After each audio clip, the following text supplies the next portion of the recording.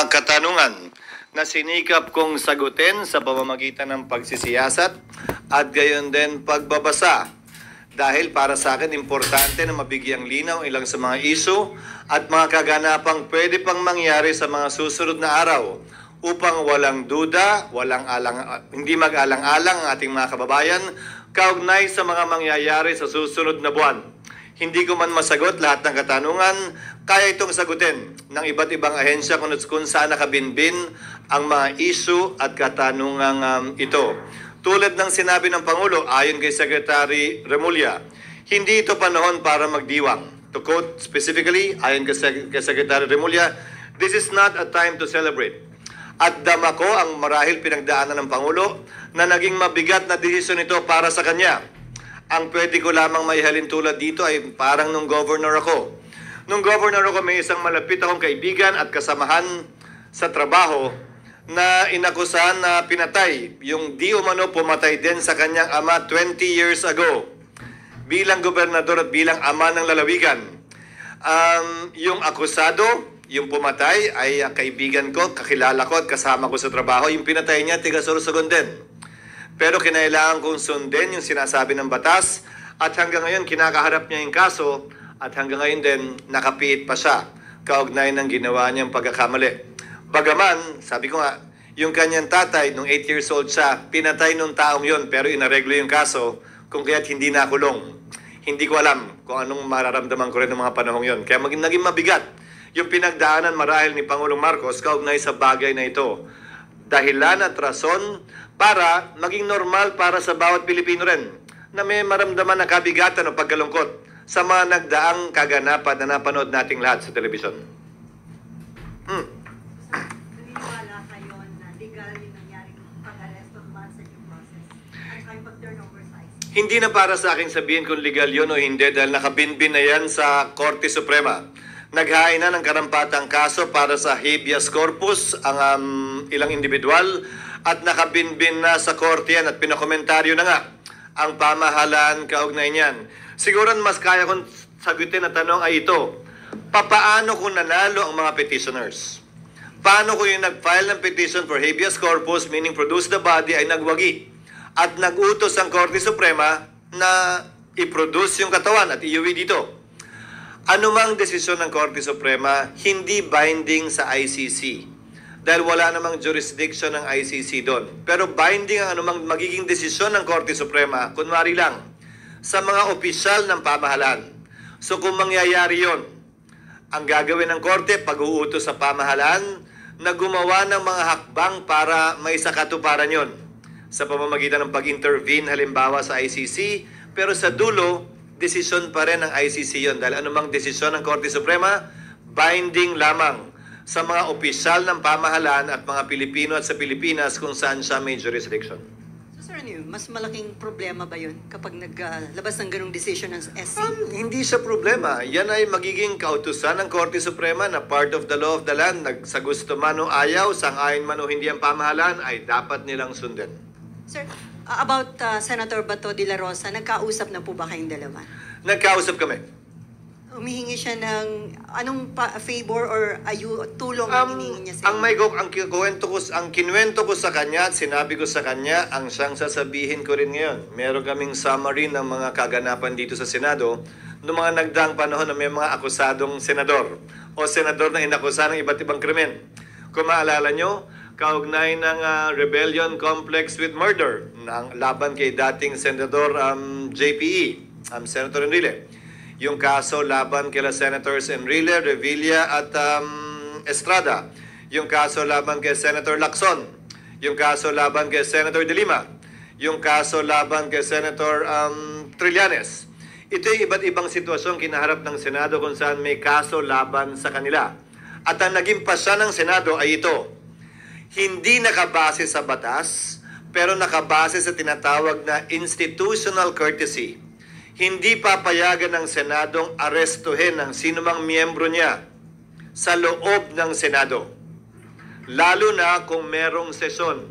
Ang pinakamatagal na namalagi dito sa Senado ay si Senator Trillanes na namalagi dito ng humigit kumulang 25 araw. Bibigay ko sa inyo yung history sa mga nagdaang panahon para may reference kayo. Dagdag pa dito, sa lahat ng kasong yon, maliban na lamang kung winidraw o inatras yung warrant, ay sumuko din sa mga otoridad, yung mga miyembro ng Senado, matapos nilang makuha o hindi makuha, at klarong hindi na makukuha, yung kanilang legal remedies na sinusubukan kunin.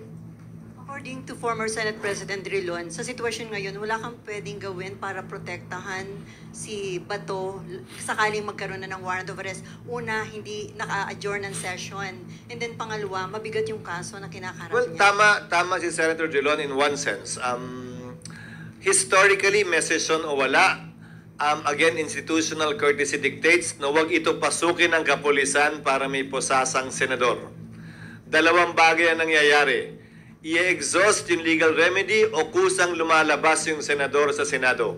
Ang pinakamaliwanag na ehemplo ay sa kaso ni Senator Laila de Lima. Isang araw lamang siya natulog dito at kinabukasan, sinuko niya yung kanyang sarili sa mga otoridad.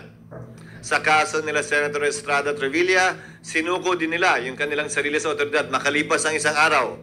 Si Senator Enrile makalipas ang isang taon. Si Senator Lacson ilang buwan hanggang hindi lumabas yung desisyon ng Korte Suprema.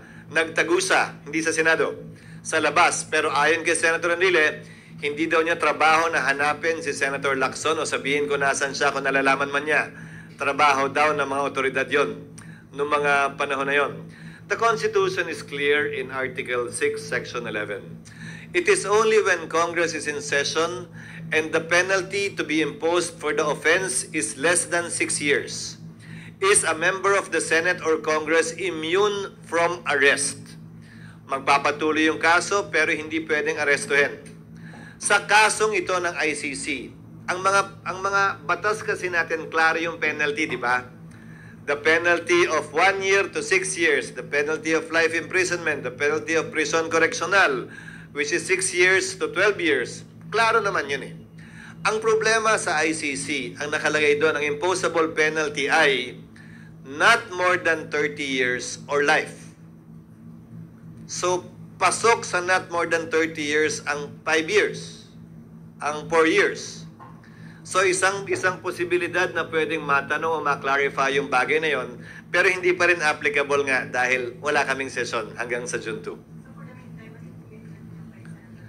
Ang sinabi ko sa kanya, we will try to afford him every opportunity to avail of legal remedies that he is entitled to.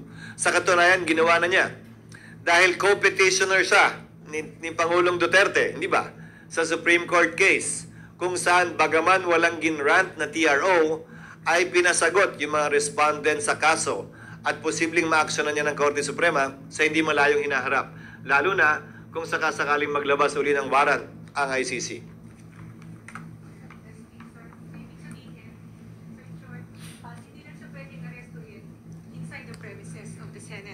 Inside the premises of the Senate, and that practice is also part of our rules. But again, hindi naman ito rason para, kasi yung nangyari kay Senator Trillanes, 25 days. Ano yung sitwasyon nun? Ni-revoke, binawi yung amnesty. At pending sa korte, yung pagbawi ng amnesty kung legal nga ba yun o hindi. Wala pa.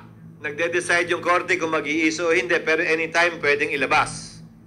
So namalagi siya dito hanggang isinangtabi ng korte yung pag-iiso ng warrant of arrest dahil naglabas na ng desisyon ng Korte Suprema na hindi pwedeng i-revoke ang amnesty na ibigay na. Tanong, sir, is papayagan nyo ba siya na mag-sanctuary dito kung meron ng warrant of arrest? I mean, kung hindi pwedeng isilbi dito, pwedeng mag-stay? Hindi para sa akin na pigilan si Senator Bato na magtungo dito, desisyon niya yun.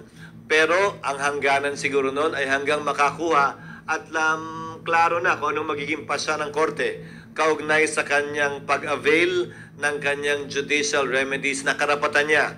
Hindi lamang bilang senador, bilang isang ordinaryong mamamayan. Sir, so kung in theory, kung ako arresting officer, apangako na lang siya sa gate ng Senado? Hindi para sa akin na idikta sa kanila kung anong dapat at hindi nila dapat gawin. But that is theoretically possible. Again, within the premises of the Senate. Outside the gate. Labas ang Senado ron. Sir, sorry, so bakit po walang sesyon basta nasa loob siya ng premises? Kasama yan sa mga Kahit wal- kasama yan sa mga president na binanggit ko dun sa mga dating senador na binanggit ko. Kahit walang session, basta nasa room siya ng Senado, hindi pwedeng arrestin. Hindi pinayagan ng mga nauna ring Senate President. Bahagi na yan ng tradisyon at practice ng Senado na sangayon nga sa rules namin ay bahagi na rin ng rules namin. You will also not allow it, sir. Kahit Yes. walang session. Yes. Lalong hindi. Kasi kung yung law enforcer nga na Pilipino, hindi. Lalo pa kung dayuhan siguro. Pero sa kasong nagdaan kay Pangulong Duterte, hindi naman dayuhang Interpol ang humuli sa kanya. Sa inyo ni Senator, sir, sinabi rin ba sa inyo ni Senator De La Rosa na that is his intention kung sakaling may warrant of arrest, mag-stay siya dito? Or? Wala siyang sinabing ganun. So, Nagtanong lamang siya ng iba't ibang options na pwede sa kanya. like, sir, Iba't ibang options na pwede sa kanya di kaugnay ng Senado. Hindi ako isa sa mga abogado niya para magbigay ng suggestion maliban sa pwedeng magawa o gawin ng Senado. At hindi rin para sa akin na sabihin ko ano yung mga options na nabanggit niya. Nasa sa kanya. sir, parang so Sige lang. parang theoretical pa rin naman. So kung may warrant of arrest, pili niya magstay dito, papayagan niyo ba yun? Wouldn't it be bad for the Senate as in an institution na merong magtatagal magstay dito dahil ayaw masilbihan ng warrant of Again, arrest? tradisyon yan at rule yan na bahagi na ng Senado dahil naging practice ng Senado bilang pagtatanggol nga sa institusyon at institutional courtesy. Ulitin ko, wala sa batas yan pero nasa rules ng Senado at institutional courtesy lamang yan. Hindi naman sa habang panahon hanggat mabigyan siya ng sapat na panahon na magkaroon ng linaw o pagpapasya yung kanyang judicial remedies. Yung sinabi niyo po na bibigyan niyo siya ng tulong para sa legal remedies. What do you mean by that, sir? Tutulungan siya ng mga abogado ng Senate? Hindi. Hindi ko sinabing tutulungan siya hanggang maresolbahan yung kanyang judicial remedies na available sa kanya.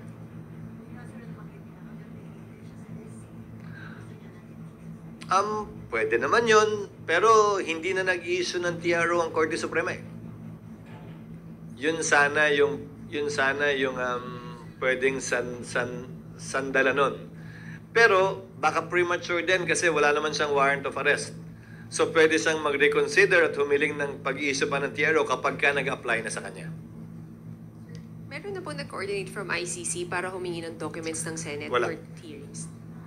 Wala sa aking tanggapan at wala pa rin sa Secretary General na sinasabi sa akin. Naaasahan ko namang sigurong sasabihin agad sa akin pag may ganun. Sir, dahil matindi na daw yung divisiveness na naidudulot nito sa bansa, sabi ni Senator Amy, mahalaga na ma-establish kung dumaan sa due process, kaya meron siyang hearing on Thursday. Sa tingin niyo makatutulong yun yung para ma-address yung concern ng marami at yung tanong ng marami na dumaan ba sa due process? Pero, Legal ba? kung ang concern ni Senator Amy ay grabe na yung divisiveness o pagkakawatak-watak natin, di sana ang maging dulo ng kanyang pagdinig ay maghilom tayo at magkaroon ng pagkakaisang muli at hindi lalo pang dagdagan yung divisiveness o pagkakaaway-away natin. Kung yun ang pakay niya, sang-ayon ako sa pakay na yon. Para mabigyang linaw, tulad ng mga binanggit ko ngayon, para mabigyang linaw ilang katanungan na meron ang ilan sa ating mga kababayan at mga alinlangan na meron sila marahil kaugnay nito, o mga pangamba na meron sila kaugnay nito. Sana hindi makadagdag yung pagdinig na niya kaugnay sa lalong paglalim pa ng sugat at hidwaan sa pagitan ng ating mga kababayan. It's not for me to support or not. I support every undertaking of every senator, and dependency of a case should not prevent that. Klaro sa mga naging desisyon ng Korte Suprema na ang pagkakaroon ng kaso sa Korte base sa Sabio at Chartered Bank case ng Korte Suprema ay hindi pwedeng maging hadlang para magsagawa ng hearing ang Kongreso dahil magkaiba ang pakay nun. At hindi naman pwede porkit may mag-file ng kaso hindi na pwedeng tingnan o imbestigahan ng Senado. So sinusuportahan ko ang kapangyarihan ng Senado na magsagawa ng pagdinig bagaman may kasong pending sa Korte ngayon. Sir, ano yun? Motu proprio, di ba? Motu proprio yun. Walang rest regarding that. Wala pa dahil hindi pa namin naamyendahan yung rule na nililiwanag or pinagbabawal yan. So sa ngayon, ang rules ng Senado, pwedeng mag-conduct motu proprio ng hearing ang kahit na anong komite. Noon, dun sa mga nauna rito tulad ni Selly, Blue Ribbon Committee lang ang pwede. Inamyendahan yung rule para payagan lahat ng komite. Nagkaroon ng issue, kung maalala nyo, ilang buwan na nakalilipas at kinonsidera naming limitahan ulit, isara yung gripo, ika nga. But we did not get to amending that rule.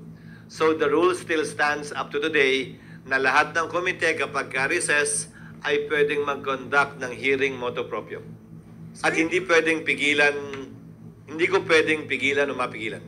Sir, so far, madami na daw protest action in support of Duterte. Do you think it would affect yung economy and ano yung your take on that? Palagi may epekto anumang ingay sa politika sa mga negosyante. Magpepreno ng konti, magpipigil-pigil ng konti, pero sana habang naiibsan ito, habang humuhupa ito, habang lumilinaw kung anong mangyayari sa mga susunod na araw, buwan at linggo, huhupa din yung pangamba ng mga negosyante at manunumbalik yung kanilang pamumuhunan sa ating ekonomiya na lubusan nating kailangan sa panahon ito. And on Senator Robin, nandun pa din siya sa dahig. Sabi, di ba, hindi niya kailangan kumuha ng travel authority since personal naman yon. Hanggang break, pwede siya doon? Karapatan niya yun.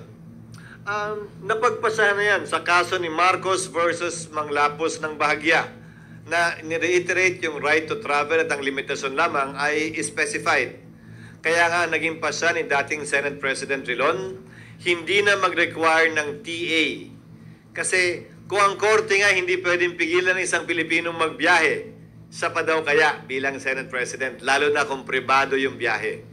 Pag official trip, ang nagiging epekto lamang naman ng TA pag official trip ay yung travel tax, hindi kailangan bayaran. Pero maliban doon, wala namang epekto yung TA talaga. Sir, di ba, Pag-authorize din na gamitin yung diplomatic passport niya, yun ang epekto ng pagkakaroon ng TA. So malamang ang ginamit ni Senator Padilla ay yung kanyang private passport. sir, di ba pagka may TA ka, o pag wala kang TA, pwede kang harangin ng immigration?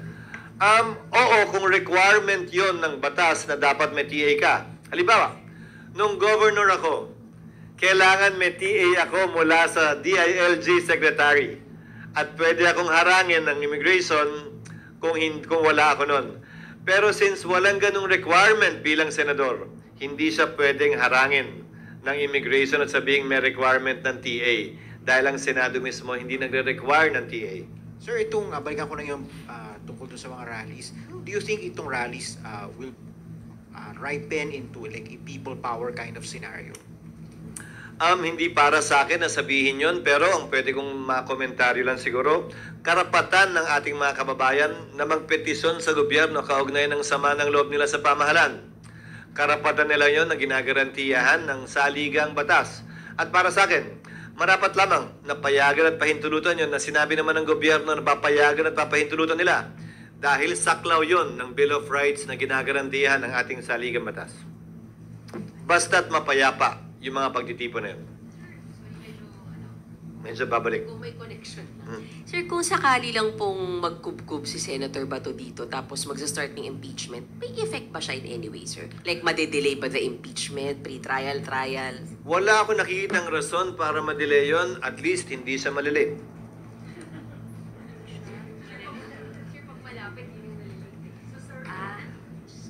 So walang epekto sa preparations para sa impeachment?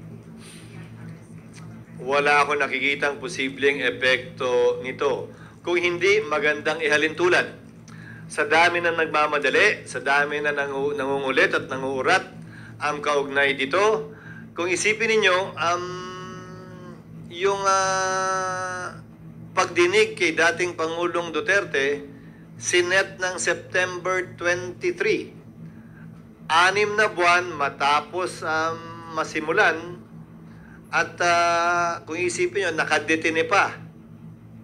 Pero inaabutin pa rin ng 6 na buwan. Wala silang recess. Pwede nilang iset yan anytime. Pero minabuti nilang magkaroon ng ganong kahabang preparasyon. Hindi lamang sila, pero magkabilang panig kaugnay sa kasong ito. Wala rin silang recess.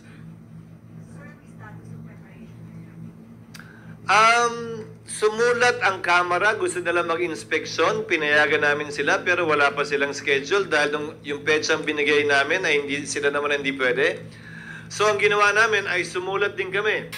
Sa sumulat na abogado ni Vice President Sara, in the interest of fairness, kung gusto nilang mag-inspeksyon din ng magagamit nilang mga lugar para ma-assign na ng Senado yun.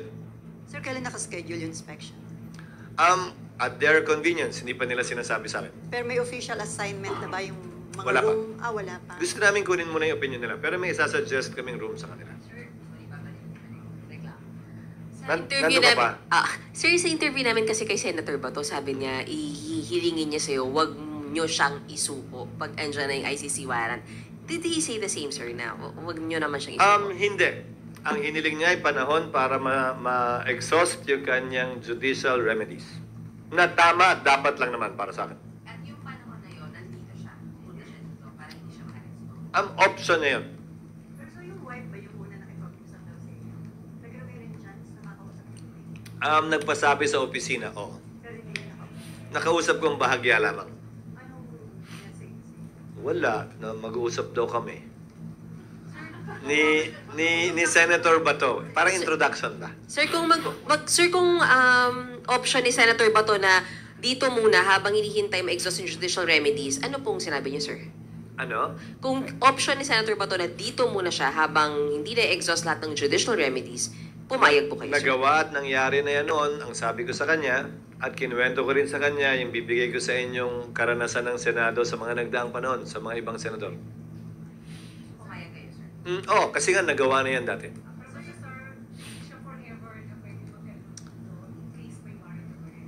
Hindi naman. Hanggat matapos yung judicial remedies niya, hanggang ma-resolbahan yun. Again, I'll give you the precedents. Merong 1 araw, merong 5 araw, may 3 araw. Ang pinakamatagal ay 25 days. At wala namang time limit na inimpose ang sino mang Senate President ng mga panahong yon sa incumbent senators na humarap sa parehong sitwasyon. And nag-promise po ba siya, sir, na pag natapos niya yung judicial remedy, susuko po siya? Siguro on his oath as a senator, that's enough. Hindi niya kailangan mag-promise sa akin. But on his oath as a senator, I think we should expect that of him. So, sir,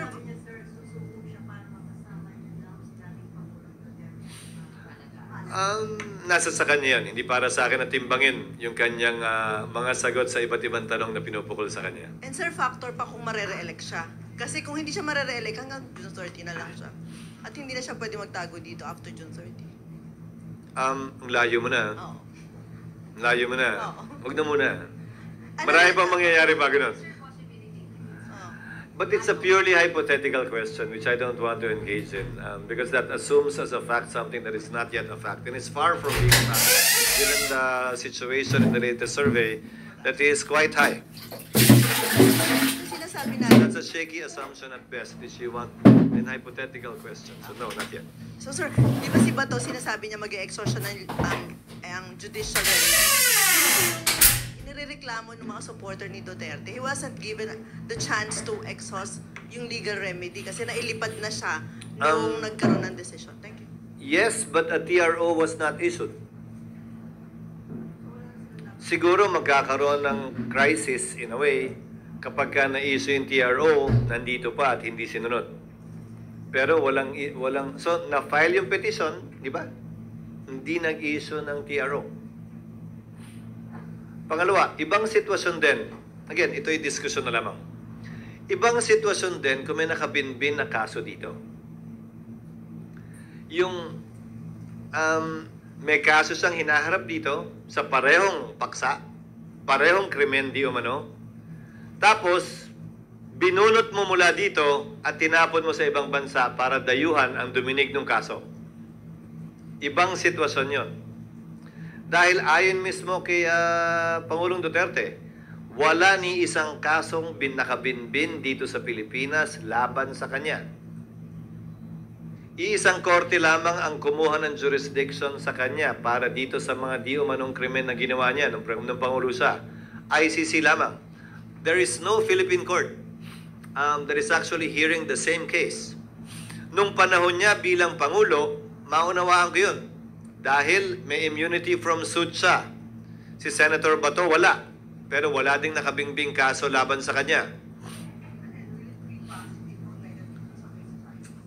Hindi, ang sinasabi ko lang, yung sinasabing pinagkanlulo, wala naman kasing kaso dito eh. So, sino naman at ano naman ang tatakbuhan ng mga biktima dito? Nandun lang naman yung kaso, wala dito. Marahil ibang sitwasyon kapag may naghain ng kaso rito, dinidinig yung kaso dito, tapos ibabato mo doon para doon na lang magdinig. Kaya nga, di ba yung kwento ko sa inyo ng governor ako, mabigat man sa loob, kailangan niyang harapin yung kaso eh. Doon lang may kaso, wala dito eh. Depende sa pananaw mo kasi mas malayo namang mas maganda ang piitan sa ibang bansa kaysa dito.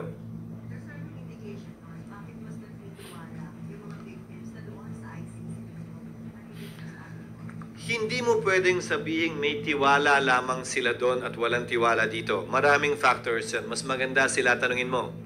Sila Senator Trillanes, sila Senator De Lima, yung pamilya ng biktima, kung bakit nga ba doon at hindi dito hanggang ngayon. Pero hindi mo rin masabi. Ngayong nandun si Pangulong Duterte, baka may mga maglakas loob na rin maghain ng kaso dito. Pero hindi para sa akin. Nasabihin niya. Diba may panawagan kayo na sana huwag gamitin ng mga politiko, ng mga kandidato itong issue Na ito. ginagamit naman na. Kaya nga, Dahil parang ang paksa nila sa kanilang mga rally ay tila yun na. may iyak pa. Ulitin ko, alam ko na sa panahon ng politika nagkakahiwa-hiwalay tayo dahil 12 lamang naman ang pwedeng iboto na senador, isang mayor lamang, isang governor, isang congressman. Pero hindi rason yun para sa akin. Kaya ang panawagan ko, na huwag ito gamitin sa politika dahil malalim na sugat ang pwedeng ilikha nito sa pagitan ng ating mga kababayan, sa pagitan ng Mindanao, ng Luzon, ng Visayas, na hindi makakabuti sa ating bansa. At bakit? Para lamang sa personal na interes sa politika para manalo sa halalan? Sana wag naman. Sana hindi naman. Siguro habang mainit, sige, pero hindi naman hanggang sa dulo. At hindi naman din siguro dapat na hanggang sa pagkapanalo o pagkatalo, yan pa rin ang magdidikta ng gagawin mo, magiging pananaw mo at magiging boto mo sa lahat ng bagay. Sana hindi ganun. Kung i-take advantage ito ng ilang candidates, anong implication nun, sir? Nasa sa dulo, mga botante pa rin na magpapasya at magdedesisyon kung ano ang gagamitin nilang basehan sa pagpili sa ating mga susunod na magiging senador, mayor at iba pang halal na opisyal. Hindi para sa akin at diktahan yun. May maiinis, may maaasar na sobrang ingay na, may matutuwa, may magugustuhan sa dulo. Hayaan natin maging barometro ang susunod na halalan. Kaugnay sa kung sang-ayon ba sila o hindi sa ginawa o hindi ginawa ng mga kandidatong tumatakbo ngayon. Timing, kasi may incoming nga election nga, tapos na-aresto si Duterte. Ano yung worst scenario na pwedeng mangyari? Hindi ko alam kung anong pinapatukuyan mo.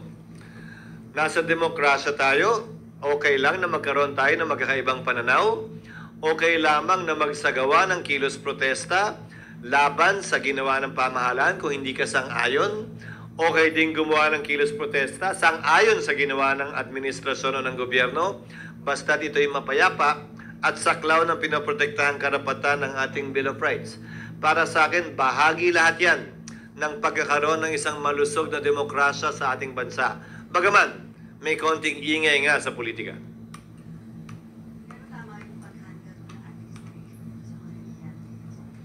Ang unang statement ko ay klaro naman. Binati ko ang magkabilang panig. Kapulisan man o mga opisyal ng administrasyon, Pangulong Duterte, kanyang abogado at supporters, dahil naging mapayapa yung mga kaganapan ng araw na yon. Sang-ayon man kayo o hindi, sa tingin man nyo tama o mali, naging mapayapa yung mga insidente ng araw na yon. At yun para sa akin ang pinakamahalaga. Nandun ka pa din. Sorry sir, may naiwang tanong sa akin. Sir, tama po ba na since institutional courtesy siya, depende pa rin sa Philippine National Police? Although, historically, ay ginagalang po nila yung kapag ka pinoprotect ng Senate yung kanyang senator sa loob. Hindi ng manggagaling process. sa akin yung salitang depende sa Philippine National Police dahil isusulong palagi ng Senado yan. Dahil yan na ang naging kinagawian ng Senado sa kanyang mga miyembro. At hindi naman siya unreasonable. Ulitin ko may mga sitwasyon na yung senador mismo isinuko yung kanyang sarili makalipas ang 1 araw, 3 araw, 5 araw, 1 linggo, 25 araw. Again, I am holding them on their oath as senators to do what is best not only for themselves but for the country and the institution as well. At hindi para sa akin idikta yung bilang ng araw kaugnay niyan. Sir, para maiwasan na daw yung issue kung may jurisdiction ng ICC, mag-rejoin na lang daw ang Pilipinas sa ICC. Desisyon ng executive yan. Ang papel lamang ng Senado ay mag-ratify ng treaty. Walang papel sa ating system of foreign policy at system ng saligang batas ang Senado kaugnay sa pagsali o hindi pagsali, pagpirma o hindi pagpirma sa anumang mga treaty o tratado. Pero kung nabanggit mo rin lang, suriin natin. Pansamantala. Sabi ng isang panig, hindi na tayo miyembro ng ICC at sa katunayan, ngayong araw na to, March 17, kung gusto niyong pagdiwang o gunitain, ngayong araw ang pang-6 na taon na ang effectivity ng withdrawal natin sa ICC. It was on March 17, 2019 that 2019 that our withdrawal became effective in the ICC. The notice of withdrawal was sent in 2018, but it became effective March 17, 2019. Kung nag-withdraw tayo dyan ayon sa isang panig, ba't ginagamit pang basehan sa pag-enforce ng warrant? Pero ang ginagamit din naman nilang basehan na illegal yung pagkaka-aresto ay yung Rome Statute pa rin. Pwede ba yun? Hindi naman pwedeng legal at illegal at the same time yung parehong statute na ginagamit. Hindi ba? May kasabihan nga sa Latin. Ito ang pagpipilian, pagdedesisyonan ng korte actually kaugnay ng isong ito. Kung talagang hindi kayo sang-ayon na tama yung pagkaka-aresto. May prinsipyo sa batas sa Latin na nagsasabing male captus bene detentus. Ibig sabihin nun, maliman ang pagkakahuli, pwedeng tumuloy pa rin ang paglilitis. Yung kabaliktaran nun, meron ding prinsipyo. Male captus, male detentus. Yung maling pagkakahuli, hindi pwedeng magpatuloy ang isang paglilitis dahil dun sa maling pagkakahuli. Ang ICC, nagpasya kaugnay sa dalawang prinsipyong ito. Minsan, male detentus, minsan male captus bene detentus, pinayagan tumuloy ang paglilitis, minsan hindi.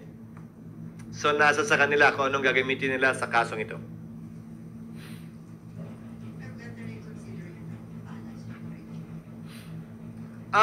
Nasa sa kanila.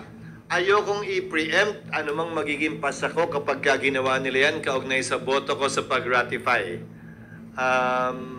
Again, under our Constitution, the President is the chief architect of foreign policy. That's why the Senate did not have a say with respect to the withdrawal of former President Duterte in the ICC. May nagkaso, di ba? Na sinabing, kung may papel ang Senado sa pag-ratify, dapat may papel din ang Senado pag nag-withdraw. Hindi pwedeng walang say ang Senado. Sabi ng Korte Suprema, walang say ang Senado. Dahil ang chief architect na ng foreign policy ay ang Pangulo. So ang pagbalik natin, ganun din ang magiging sagot ko. Ayon sa desisyon ng Korte, kaugnay ng pag-withdraw natin, desisyon din ng Pangulo ang pagbalik natin.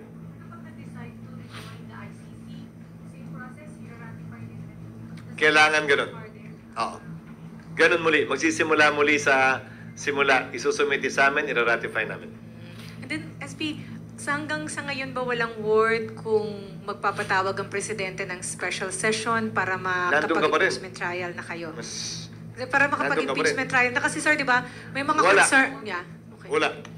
Walang pasabi at hindi rin kami nagkakausap. So may concern ba kung halimbawa, yung magpatawag ng special session, mag-impeachment trial na kayo habang may situation sa ICC ang dating Pangulo, hindi ba magkukos ito ng tension or mas malaking wala ako magkahiwalay na insidente yun. Wala ako nakikitang ugnayan ng dalawang yon.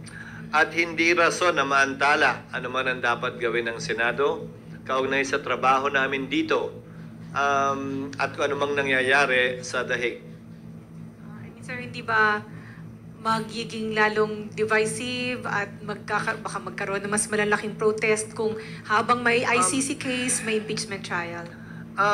Wala sa batas na ipagpapaliban namin ang impeachment dahil may ICC. Wala sa batas na ipagpapaliban namin ng impeachment dahil may kilos protesta. Walang ganong basihan para magbago anumang ninanais o direksyon ng schedule na nais naming tahakin sa ngayon. Sir, yung just to check, hindi naman nagbago yung timetable nyo sa impeachment. June 2 pa rin, July 30 pa din. Kung ano yung nilabas yung dati, yun pa rin. Yun pa rin. At gaya ng sinabi ko, yun ay mungkahing schedule. Finurnish na namin ang magkabilang panig, ang House at ang ikalawang Pangulo at mga miyembro ng Senado. At itong lahat ng ito ay magiging pinal at mapagpapasahan pag nag-resume kami. Kung ito nga ang kakatigan ng mayoriya ng mga members ng Senado at ng impeachment court. Sir, after you gave them your letter about the proposed timetable, did any of your colleagues object or seek an earlier timetable or want an adjustment or wala. any feedback? At Wala. Wala. Haniho, wala. Hindi naman niha-niho, wala. Ang tanong mo kung may nag-object, may nagsabing ganito. Wala. Wala nagparating ng ganong uri ng pananaw. So there was no objection, but was there any positive feedback naman? Na formal, wala. Sumulat na rin ang Kamara. In-acknowledge nila yung sulat na pinadala namin. Hindi rin sila nag-object. Sir, doon sa mga nag-feedback sa Hindi rin sila nagbigay ng reservation. Sir, doon sa mga colleagues nyo nag-feedback sa inyo, whether formal or informal, ano yung feedback? Sumasang-ayon sila. Pero informal yan, hindi formal. Sir, sa group chat ba yan? Hindi naman, hindi naman. Senator Nelly Coco Pimentel, may submit na yung proposed impeachment. Hindi pa yata namin natatanggap. Pero malamang nirefer niya na yun sa Rules Rewriting Committee para ikonsidera. Ulitin ko lahat kinokonsidera namin pero may limitasyon ang pwede namin kasing aprubahan. Dahil may nakabinbin ng impeachment, ayaw kong maakusahan ng Senado ang binabago namin ng rules in the middle of the game. Diba? So, babaguhin namin yung rules pero baka mag-apply yun sa mga future impeachment. Hindi necessarily dito. Ang pag-a-applyin lang namin dito ay yung hindi makaka-apekto either side.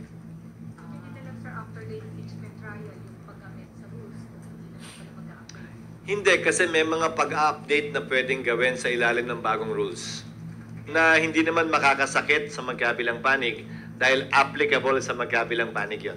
So generally, It will not favor anyone, in other words. sir, generally, ang susundin nyo, yung existing. To a large extent, yes. So wala na to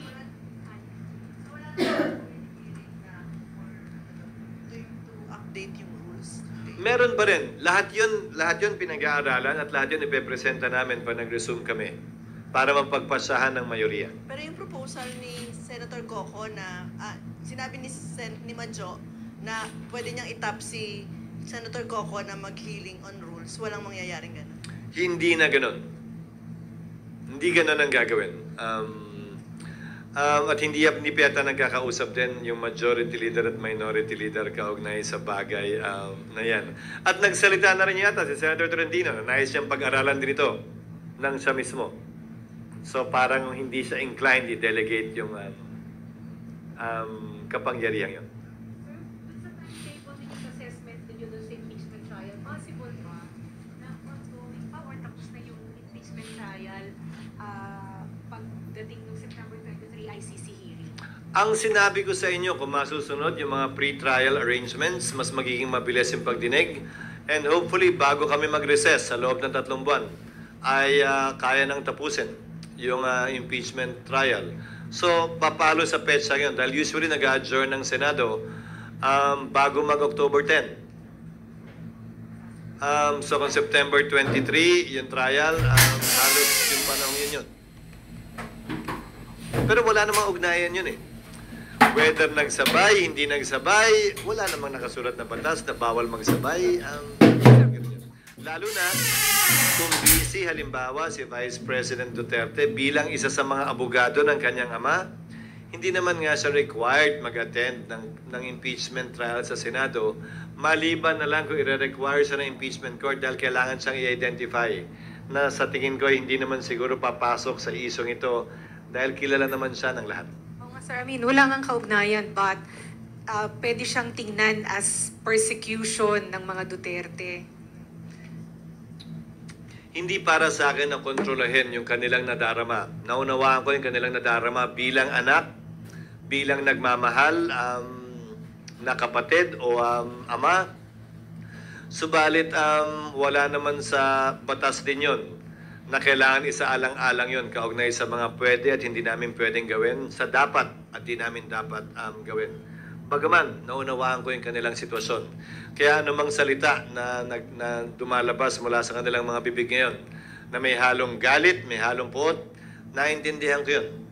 Dahil bahagi yun, marahil ng pagmamahal ng isang anak sa kanilang ama at pagmamahal din ng isang ama sa kanilang anak. Senator? Yes, ma'am. I'll be asking po sana kasi parte ng executive po lumalabas si Vice President. Ibig sabihin po, sumisweldo siya as far as we know bilang Vice Presidente natin. Is there any legal restriction on a sitting president participating in the legal defense of a private citizen? And could opponent file a legal challenge questioning her role in the defense team? Kasi po sumisweldo siya bilang public servant. Elected po siya as Vice President.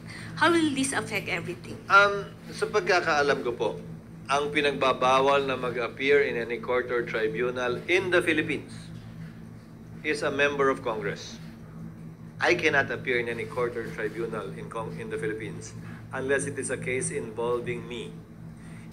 Bakit? Ayaw kasing magamit yung kanyang pwesto, yung kanyang posisyon na may impluensya yung korte at husgado dito. Walang ganon sa ICC. So, pwede siya mag-appear. Kung ang tanong mo, sumusweldo siya, hindi siya nagtatrabaho. Siya ay elected official. Siya ay impeachable officer. Hindi yan kasama sa isa sa mga impeachable offenses na di umano ginawa niya.